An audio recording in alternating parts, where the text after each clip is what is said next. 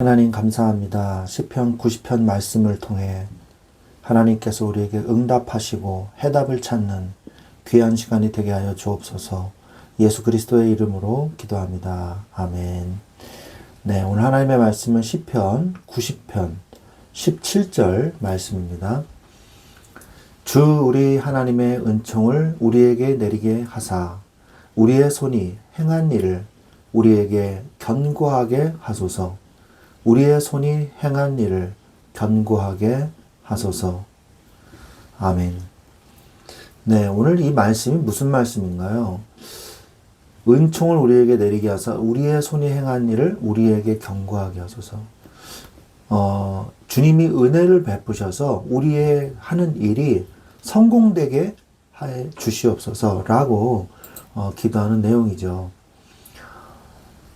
시편 90편은요. 하나님의 사람 모세의 기도로 성경에서 가장 오래된 시편 중에 하나입니다. 모세는 광야에서 수많은 백성들의 죽음을 목격하면서 영원하신 하나님 앞에서 인간의 삶이 얼마나 짧고 허무한지를 깊이 깨닫게 됩니다. 오늘날 고도의 기술 발전과 인공지능 시대를 살아가면서 우리는 마치 내 힘으로 모든 미래를 통제하고 성공적인 사업을 일굴 수 있는 것처럼 착각을 하기도 하지만 성경은 우리 인생의 본질적인 한계를 명확하게 지적하고 계십니다.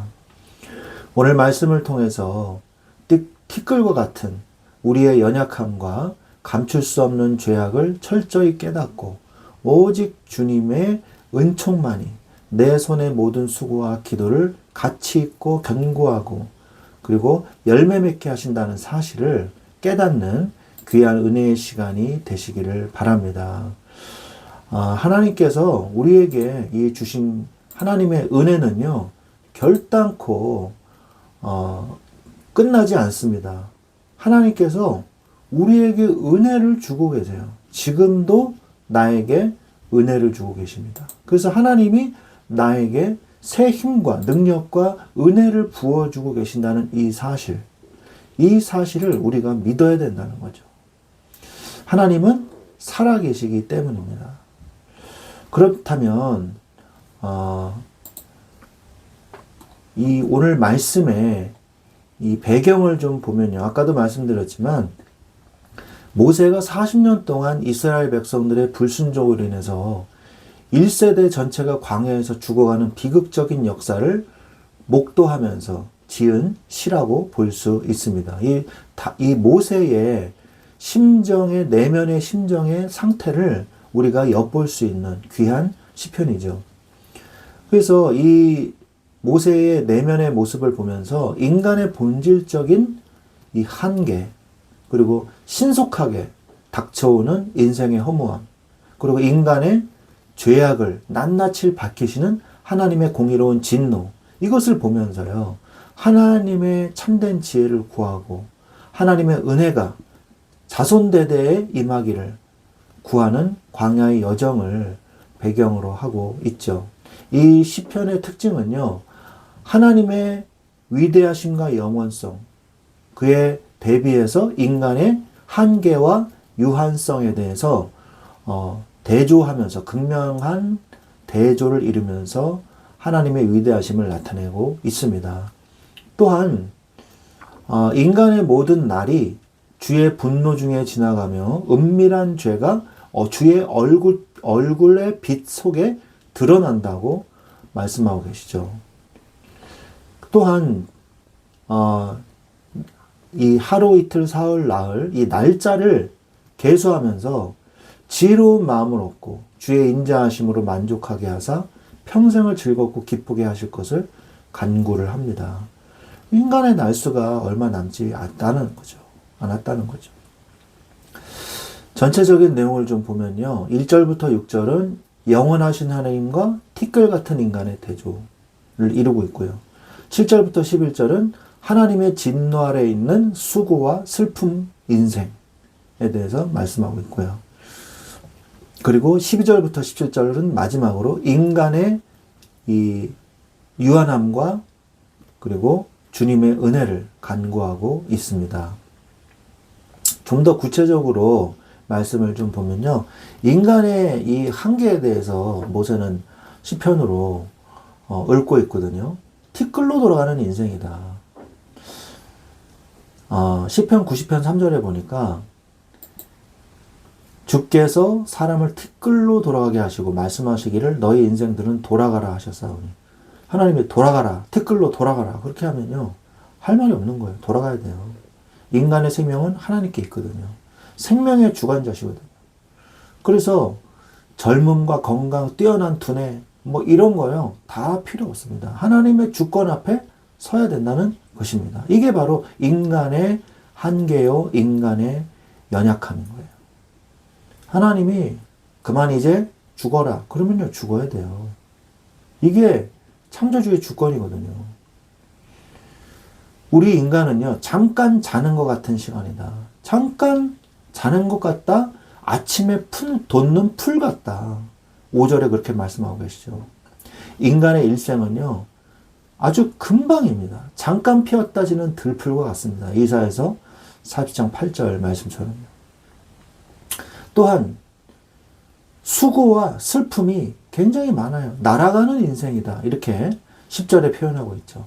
사람들이 평생을 바쳐서 이룩한 여러 가지 이 성공과 부와 명예 이거는요. 결국 끝에 남는 건 뭐예요? 수고와 슬픔뿐이다. 화살처럼 빠르게 날아간다. 그래서 세상의 헛된 자랑에 목숨을 걸기보다 짧은 인생 속에 영원한 가치를 찾는 하나님을 찾는 것이 필요하다라고 우리는 교훈을 받을 수 있는 것이죠. 그러니까 얼마나 우리가 오래 사냐, 얼마나 성공하냐가 중요한 게 아니라 오늘을 얼마나 가치 있게 사냐. 이것을 우리가 생각해보고 묵상해봐야 된다는 거예요. 막 미친 듯이 열심히 사는데요. 행복이 없어요. 인간 인생이 다 그래요. 열심히 살아요. 그런데 행복이 없어요. 그런데 끝에 가서 허무해요. 이게 인간의 인생이거든요. 내가 세운 철저한 계획과 여러 가지 지혜로 어떤 지식, 요즘에 얼마나 최첨단 문명과 기술이 발달하고 있습니까? 그런데 그 속에서 연약한 나를 발견해야 돼요. 나는 연약하구나. 전능하신 하나님을 전적으로 의지하는 참된 신앙의 첫걸음을 뗄 수 있어야 돼요. 자, 그러면서 하나님 앞에 이 드러나는 죄악에 대해서 말씀하고 있죠. 8절에. 빛 가운데 드러난 죄악에 대해서 말씀하고 있어요. 인간이 겪는 인생의 허무함과 고통의 근본적인 원인은요. 바로 죄예요.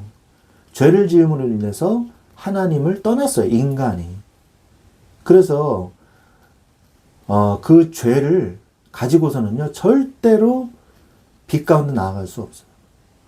사람들은 얘기하죠. 아무도 모를 거야. 내가 정말 완벽하게 죄를 지었어. 근데 하나님은 이미 다 알고 계시죠. 나의 여호와는 중심을 본다 그랬습니다. 그리고 진노 중에 지나가는 날들이라고 했어요. 9절에 죄의 삭은 사망이며 거룩하신 하나님의 공의 앞에서는요. 누구도 그 진노를 피해갈 수 없다는 것을 성경은 말씀하고 계십니다. 그래서 뭐밖에 없으니까 죄를 회개하고 돌이켜야 돼요. 11절에 주의 노여움을 깨달았다. 누가 주의 노여움의 능력을 알면 누가 주의 진노의 두려움을 알리까? 이렇게 고백하고 있지 않습니까? 진짜 참된 지혜자는 누군지 아세요? 하나님을 두려워할 줄 아는 자예요. 심판을 두려워할 줄 아는 자가 지혜로운 자인 것입니다. 그래서 우리가 스스로 우리를 돌아보는 시간, 그리고 철저한 회개의 자리로 나아가야 하는 그 모습이 바로 우리의 지혜로운 모습이라는 사실을 알아야 됩니다. 그리고 그 지혜로운 그 모습, 나의 이 가난하고 궁핍한 모습, 죄인임을 깨닫는 그 모습을 가지고 하나님 앞에 나가는 거예요. 12절에 언제 하나님 앞에 서게 될지 모르는 우리의 이 남은 나를 계수하면서 그러면서 매일의 삶 속에서 죄악을 끊어내고 하나님이 기뻐하시는 거룩한 삶의 방향으로 나의 진로와 비전을 온전히 재조정하는 영적인 결단이 여러분의 삶에서 계속 필요한 거예요. 날마다. 이런 영적 결단을 하시기 바랍니다. 사람들이요, 예배를 우선순위에서 밀어놔요. 나중에 어쩔 수 없어. 할 수 없이. 이러면서 예배를 미룹니다. 여러분, 오늘 마지막 날이면은, 네? 뭐가 필요하겠어요? 주일날도 다 다른 것에 양보해버려요. 여러분, 우리 기껏해야 몇 년 삽니까? 100년 삽니까? 200년 사나요? 주일을 지켜야 됩니다. 주일날 하나님 앞에 드리는 그 예배 속에서 하나님의 은혜를 간절히 원하는 그런 사람이 되어야 돼요. 그래야 우리의 남은 인생이 가치 있게 된다는 걸 알아야 돼요. 허무하게 인생을 살고 싶으면요, 예배 드리지 마세요. 그러나 가치 있는 인생을 살고 싶으시면요, 내 인생이 가치 있게 되기를 원하시면 예배를 먼저 회복하세요. 어리석은 자가 되지 마십시오. 하나님은요, 우리의 인생이 복음 안에, 예배 안에 들어와야지 가치 있다는 사실을 오늘 말씀하고 계시는 거예요. 아침에 누리는 주의 인자하심을 14절에 말씀하고 계시죠. 아침에 주의 인자하심이 우리를 만족하게 하사 우리를 일생 동안 즐겁고 기쁘게 하소서. 죄와 허무로 가득한 인생이요, 참된 기쁨을 회복하는 유일한 길은요, 매일 하나님과 교제하고 그의 은혜를 경험하는 거예요. 뭐 거창한 성공, 대단한 쾌락과 오락, 이게 내 인생을 살찌고 유익하게 하는 게 아니에요. 하나님과 교제하는 거예요. 평생의 즐거움과 기쁨은요, 매일 주님과 기도로, 말씀으로, 예배로 그 은혜를 나누는 거예요. 주일날 예배를 드리는 거예요. 하나님은 반드시 그때 우리의 예배를 통해서 우리의 인생을 가치 있게 만들어 주십니다.